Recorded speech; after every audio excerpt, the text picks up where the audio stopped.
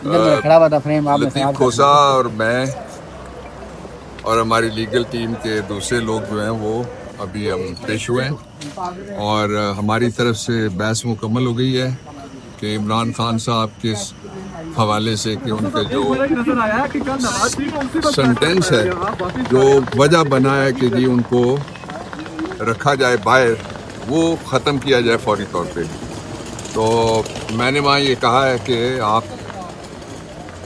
Chief justice साहब से और बेंच से कि लेवल प्लेइंग फील्ड लोगों को नज़र आना चाहिए। हमें उम्मीद है कि लेवल प्लेइंग फील्ड होगा और इलेक्शन होगा, इमरान की क़यादत में होगा। इमरान खुद भी इंशाल्लाह लड़ेगा। इस केस की कोई अहमियत नहीं है, कोई हैसियत नहीं। कल नवाज शरीफ को बड़ा रिलीफ दिया इसी अदालत में, क्या समझते हैं कि वो चंतखब हो गए या मुंतखब हो गए? देखें, जो नवाज शरीफ हमेशा की तरह कल भी नवाज शरीफ को NRO ने सुरखरू किया है। उसकी जो प्रूवन करप्शन है उस पर तो अदालत में फाइल ही नहीं खुली, इसलिए अदालत को क्या गिला किया जाए।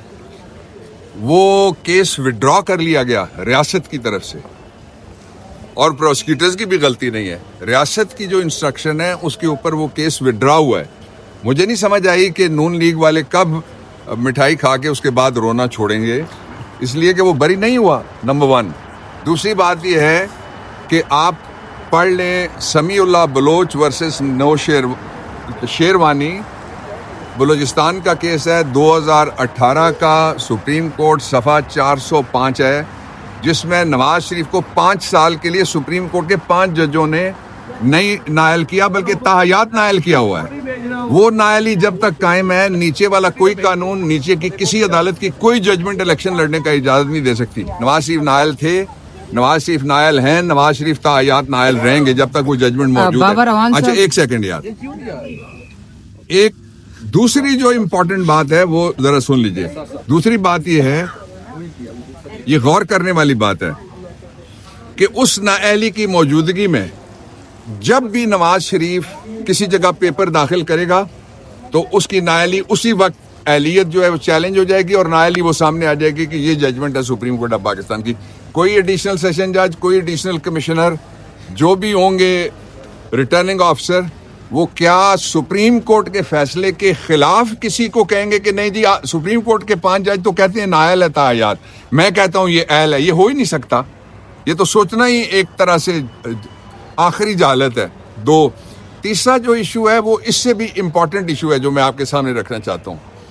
वो इशू ये है कि अगर इमरान खान की अपनी पॉपुलैरिटी और पब्लिक उसके साथ नहीं थी तो फिर पहले कुछ लोगों को लोटा करके और कुछ लोगों को उठा के एक पार्टी बनाई गई। वो इस्तेकाम देने के लिए बनाई गई थी, वो अपने आप को इस्तेकाम नहीं दे सके बेचारे। उसके बाद फिर एक और पार्टी बनाई गई थी जो तब्दीली ला रही थी कि पूरे KP में इनकलाब है। वो घर से ही नहीं निकल सकते बेचारे। इसकी पार्टी का जो शख्स भी बाहर निकलता है, लोग वोटर की तौहीन बर्दाश्त नहीं कर रहे। पहले इमरान खान पाकिस्तान तहरीके इंसाफ की रेड लाइन था और पाकिस्तान तहरीके इंसाफ की इमरान खान जिद था। अब पूरे पाकिस्तान के वोटर की इमरान खान जिद है, इसलिए कि वोटर को गाली दी गई है। वोटर को कहा गया है कि तुम्हारी क्या औकात है, साड़ी गल हो गई है, तुम क्या बेचते हो, साड़ी गल हो गई है, तेरे पास मैं क्यों आऊं, साड़ी गल हो गई है। ये वोटर की खुली तौहीन है जिसको वोटर बर्दाश्त नहीं करेगा। दूसरी बात, आज जो इलेक्शन कमीशन के वकील थे उनको जोर दे के अदालत में भी कहा गया, आप उधर थे, हमने भी कहा कि ये जो इलेक्शन है ये कोई मजाक नहीं है। इलेक्शन के अंदर ज़रूरी है कि फेयर प्ले हो। एक आदमी को पूरी रियासत यहाँ लेके आती है, यहाँ से लेके जाती है, तो लोगों को हम क्या तरगीब दे रहे हैं कि पढ़ने लिखने की कोई ज़रूरत नहीं है, क्रिकेटर बनने की ज़रूरत कोई नहीं है, डॉक्टर बनोगे तो क्या कर लोगे, वकील हो तो तुम क्या कर लोगे, इंजीनियरिंग करने की भी कोई ज़रूरत नहीं, जर्नलिस्ट हो तो तुम्हारा मुस्तकबिल क्या, सीधे डाकू बनो। प्रोटोकॉल ऐसा मिलेगा कि वो किंग ऑफ इंग्लैंड चार्ल्स को भी नहीं मिल रहा, सीधे डाकू बनो। वो ऐसा प्रोटोकॉल मिलेगा जो जर्मनी के चांसलर को भी नहीं मिल रहा। तो इसलिए लोगों को ये खुले तजादात नज़र आ रहे हैं। इसमें इस सारे निज़ाम की जो गैर आइनी तौर पे बैठा हुआ है, इसकी कोई हैसियत नहीं है, इसकी कोई अहमियत नहीं है। अगर इतना ही आसान काम है कि इमरान खान और पाकिस्तान तहरीक इंसाफ और पाकिस्तान का वोटर, अब आगे मैं सबसे पहले पाकिस्तान के वोटर को रखता हूँ, उसकी कोई हैसियत नहीं है, तो फिर इलेक्शन से भागने के लिए क्यों तैयारियां कर रहे हो?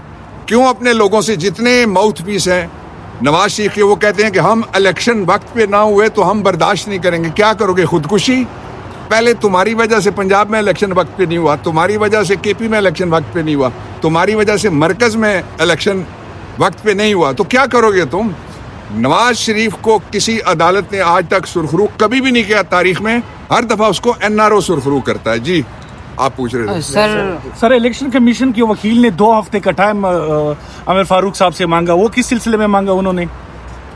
2 हफ्ते के टाइम में एक सफ़े का एक 1 पेजर है ना जो हमने तैयार करके दिया है, ठीक है। वो कहते हैं कि 2 हफ्ते, तो हमने कहा है कि बड़े लायक वकील हैं, हाँ, कि 2 हफ्ते वो तो आपको उनको इतना टाइम नहीं चाहिए, और आई होप कि जजेस को चाहिए ये फैसला आज नहीं तो कल जरूर होना चाहिए, इसलिए कि पूरी कौम को आप बाहर रख के जो इलेक्शन कराएंगे वो डाका वाले इलेक्शन होंगे, फिर उसको लोग नहीं मानेंगे। बाबर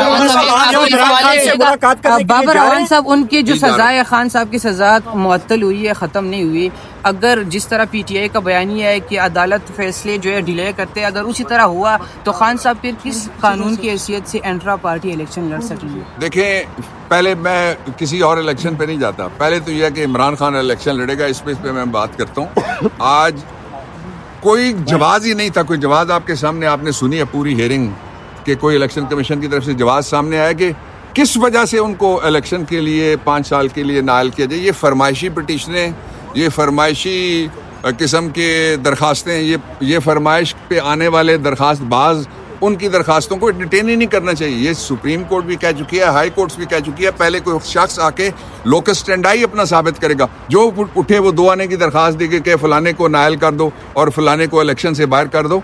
अगर इलेक्शन है तो इमरान खान है ना जी, वो इलेक्शन लड़ेगा, वही हमारा जो पाकिस्तान की उम्मीद है वो, और वो जो उम्मीद सरकारी थी वो एक फ्लाइट का पेट्रोल ही उस पर खर्च हुआ, उसके बाद वो उम्मीद बाहर नहीं निकलती। वो उम्मीद इतनी बड़ी उम्मीद है कि उसको उम्मीद ही नहीं है कि वो वज़ीर आज़म बनेगा, इसलिए वो अपनी पार्टी से कहला रहा है मैनू बचाओ, मैनू इन्हों डको, ये की कर रहे हैं मेरे नाल। हर रोज वो नाउमीदी की बात कर रहा है। उसने क्या उम्मीद दिलाई है पाकिस्तान को वापस आके? अच्छा सर, आखिरी सवाल ये है, 2 चीज़ें बताइएगा। एक आपकी तरफ से आखिरी, किसी और को? मेरा पहला और आखिरी है। आपने अभी बात की कि आपको प्रोटोकॉल लेने के लिए डॉक्टर, इंजीनियर या जर्नलिस्ट बनने की ज़रूरत नहीं, आप डाकू बने तो आपको प्रोटोकॉल मिल जाएगा।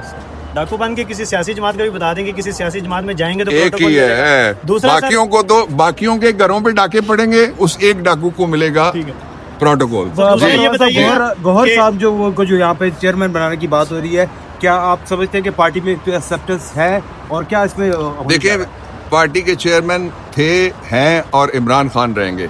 बाकी जो इंतजामात जहां भी करने की कोई तकाजा सामने आएगा वो इमरान खान की हिदायत के मुताबिक ही पार्टी चलेगी। एक दूसरा ये आपको याद होगा, जब शहीद जुल्फ़िकार अली भुट्टो को अदालती तौर पे कत्ल करने के लिए पाबंद सलासिल किया गया, तो उन्होंने भी एक चेंज करके, जो उस वक्त बाबाए सोशलिज्म थे शेख रशीद, उनको कुछ अरसे के लिए लाया गया था, लेकिन चेयरमैन तायात हमरे इमरान ही हैं। हमने गौर अली को चेयरमैन बना दिए। अब तीसरा सवाल है आपका, किसी और को? सर वकला की बेनार में तजाद क्यों है, क्या वजह है? हर एक वकील अलग से बयान दे रहे हैं। शेर शाहीन साहब से बात हुई, उन्होंने कुछ अलग बयान दिया। जो तजाद है वो किसी जगह पे भी नहीं है। लफ्जों का चुनाव और टाइमिंग, सुने ना, लफ्जों का चुनाव तो सवाल पूछने वालों की ख्वाहिश से नहीं करना चाहिए।